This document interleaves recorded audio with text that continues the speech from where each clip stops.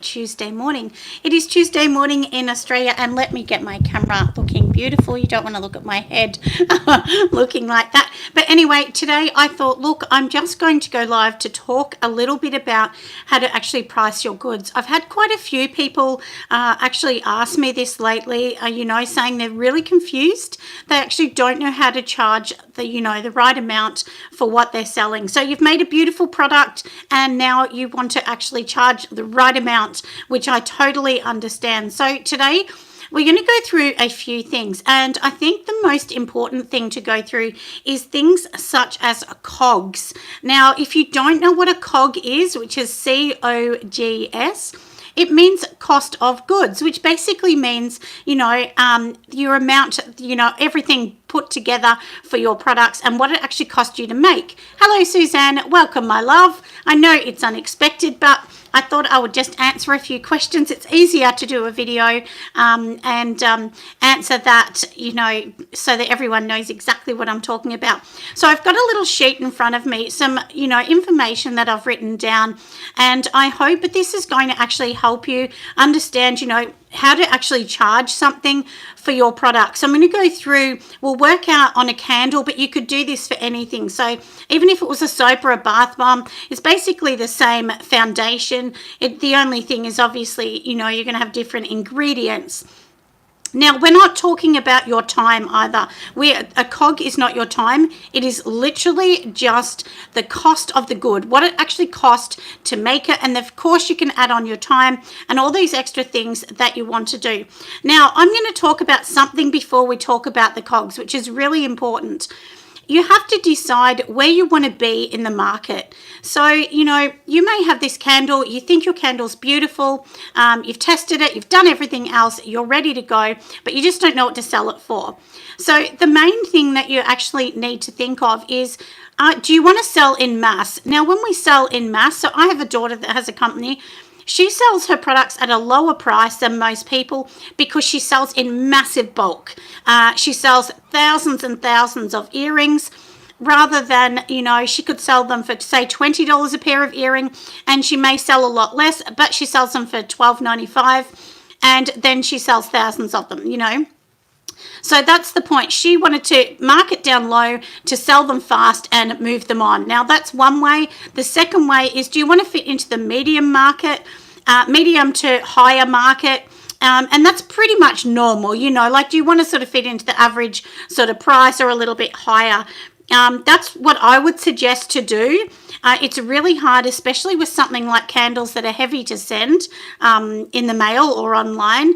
It's definitely better to sit in the middle or the higher market. So that means just understanding what it costs you to make it, and then, being realistic about what, someone's going to pay for a candle. Now, when I say a candle, we're not talking about somebody selling it for $5, because I have seen that. Usually when they're $5, it's literally somebody is just trying to sell them for cost or less to move them on because they're getting old, or they're going to throw them out because they're no good. They've been sitting there a long time.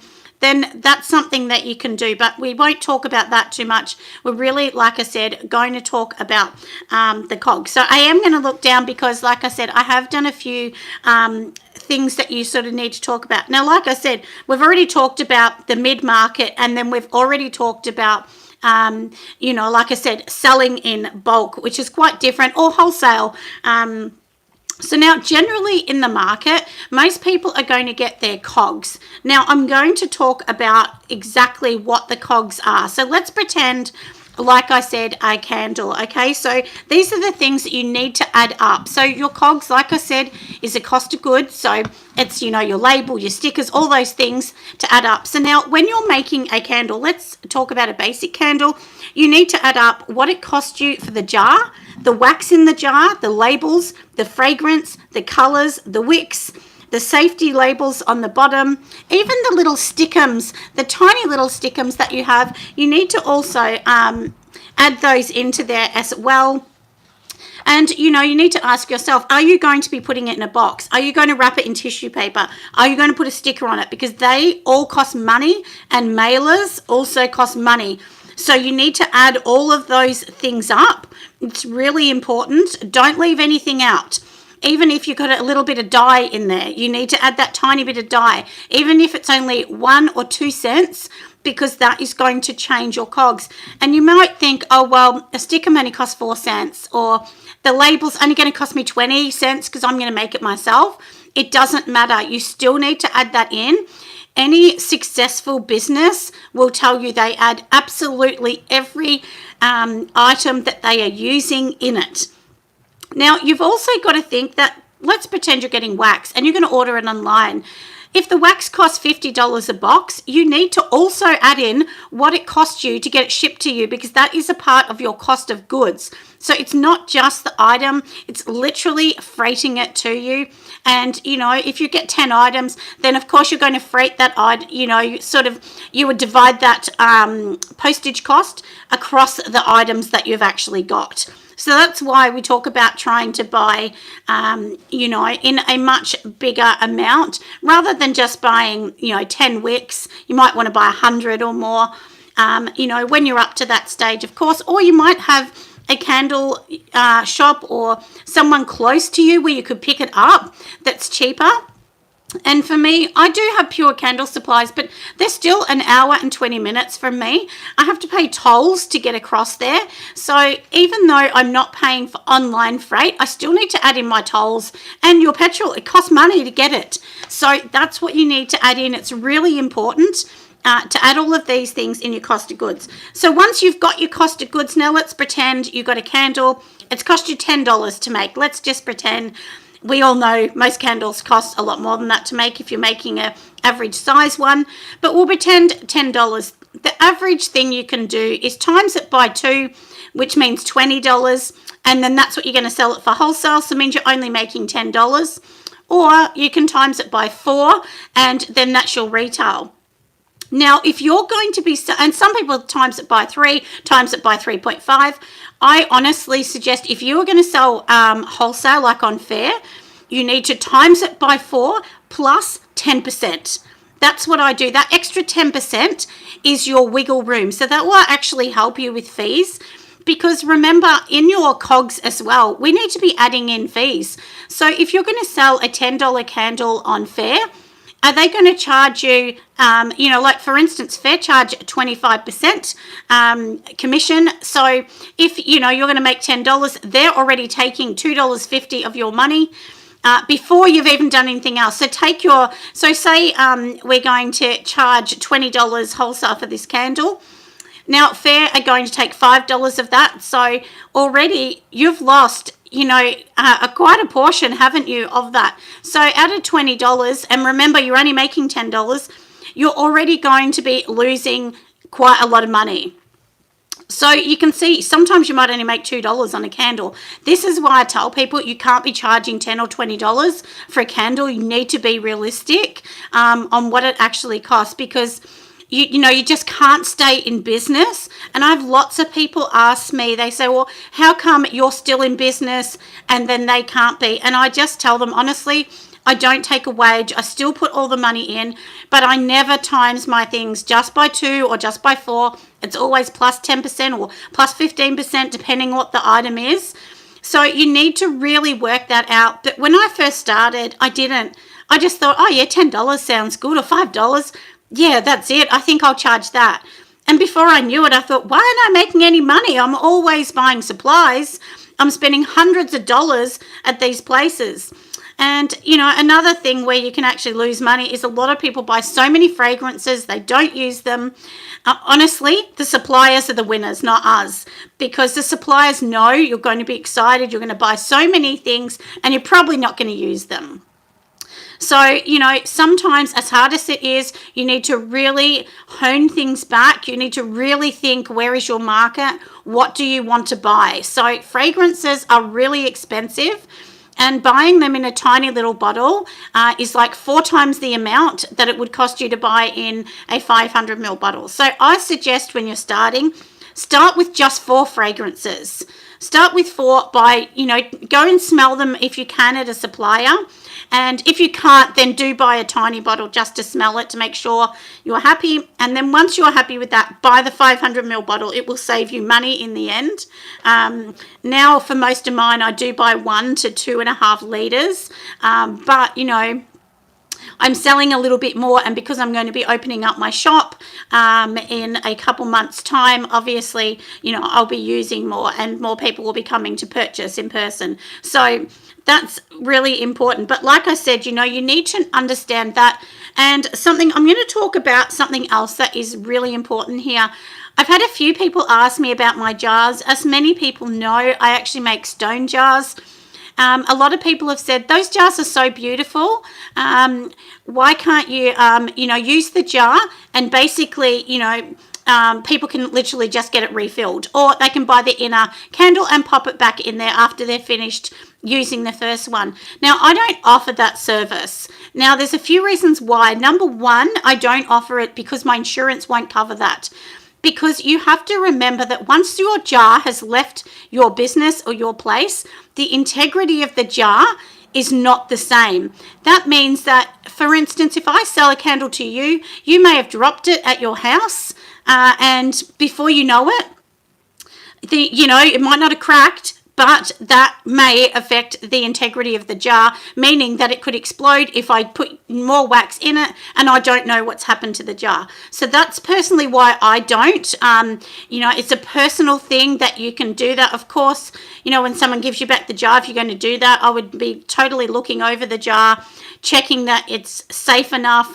And I know it's sad because it's a bit of a waste, but I will be bringing out some 500 gram candles, some really big ones, but I am actually having some molds made for me from Lee Molds at the moment. So once I get all of those, it'll be several months away, but then I will do massive candles as well as the smaller ones. So as most people know, I have the 90 and then I have the 200 gram candles, but not about that at the moment. But like I said, that's what I really wanted to talk about, that you need to understand your cost of goods.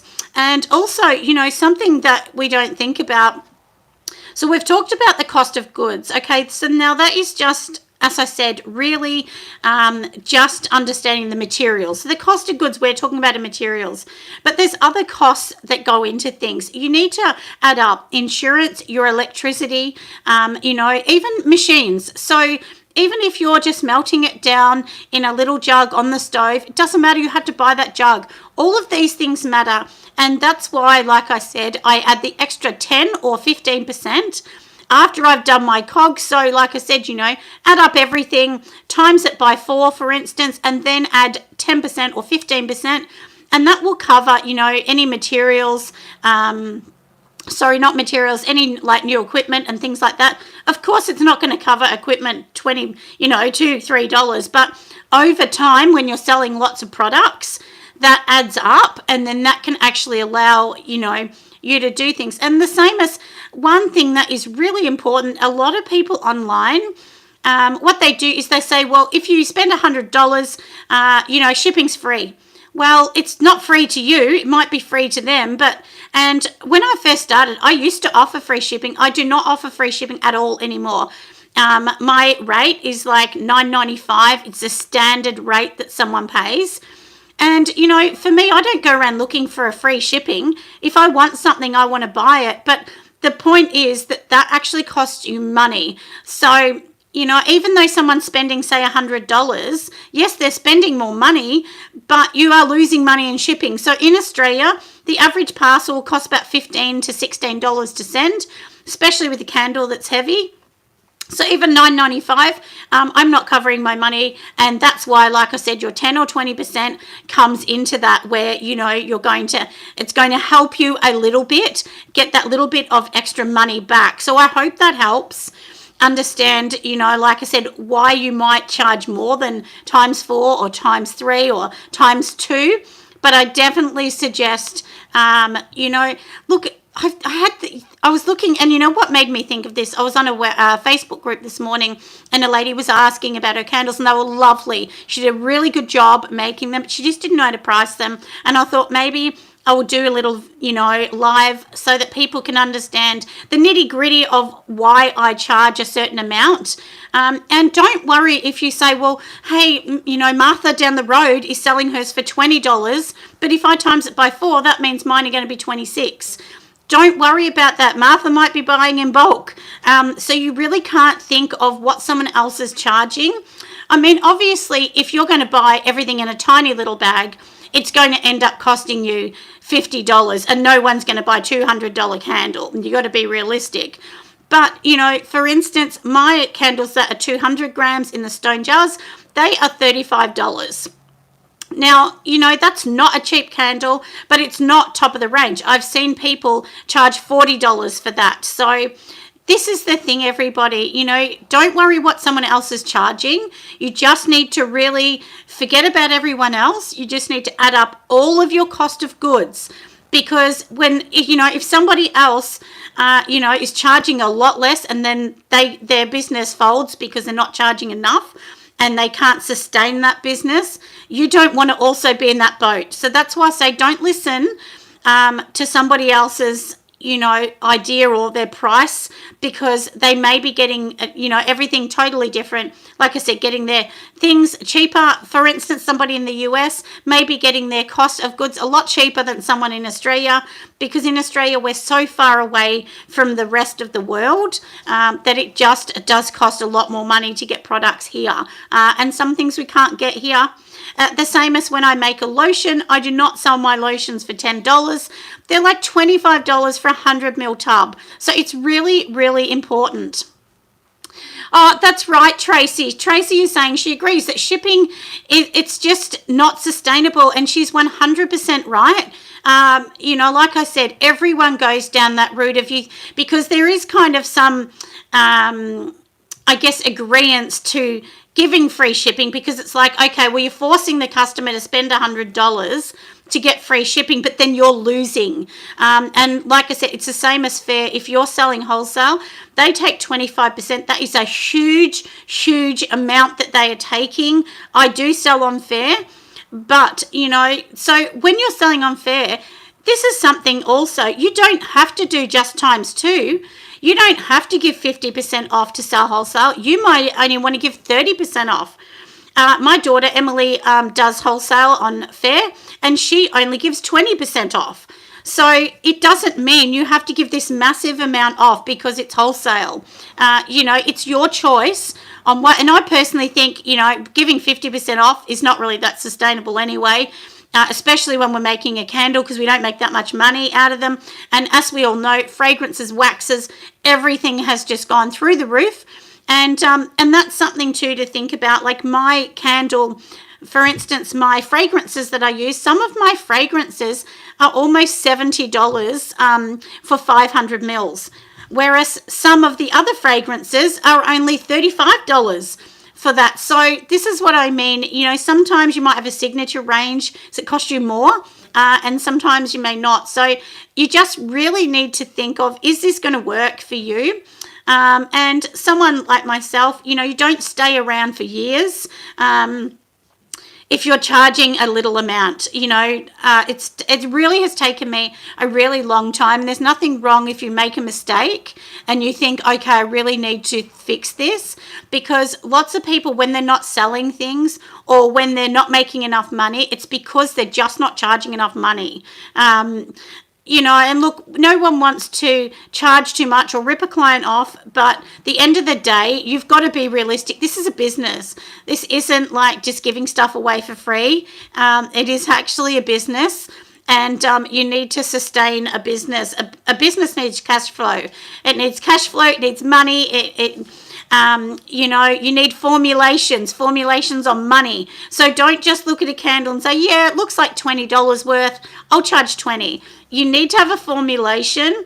And sometimes I even look at my candles and I think, oh, maybe that looks a bit expensive. But I always say to myself, no, you've got your formulation, work on that. If it doesn't sell, well, then maybe it's not meant to be. Maybe you've got to pull that item and put something else in its place. And also, everybody, I sell a candle that is like, I think it's about 90 or 95 grams. I think it's 95 grams, a small candle. Now, I charge 20 odd dollars for that candle. Some people would charge $6. I don't know how they make any money at all on $6. I honestly could not make any money on $6.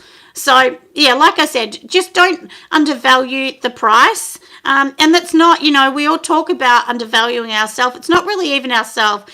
It's just the price, Don't even think of yourself. Just literally think of, the amount of money you need to sustain this business, to grow it, because no big business charges next to nothing and succeeds. They just don't. Like I said, unless they're selling in masses. So it's very, very important.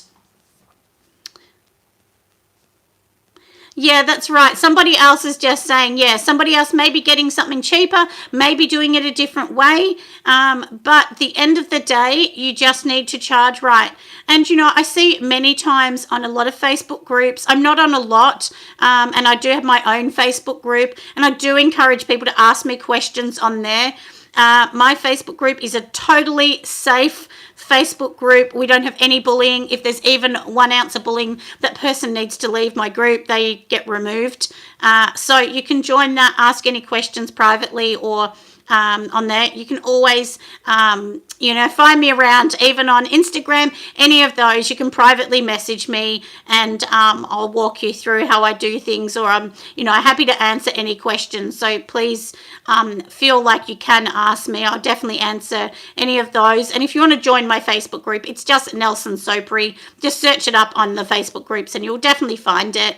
I think we have maybe just a little under 500 in that group, and it's a really sweet group. So anyway, I hope today has helped you just understand, like I said, the costing a little bit more. Hello, lovely. Hi there, we're almost ready to finish up, but of course I will save this and everyone can watch this later. I really hope it's been helpful, but I'm going to start my day because it is about 9:30 or so in the morning in Australia at the moment. My teenagers have gone off to school, so I'm actually going out to make some more candles because I've sold out of a few. Anyway, I'll see you all next time. Bye, lovelies.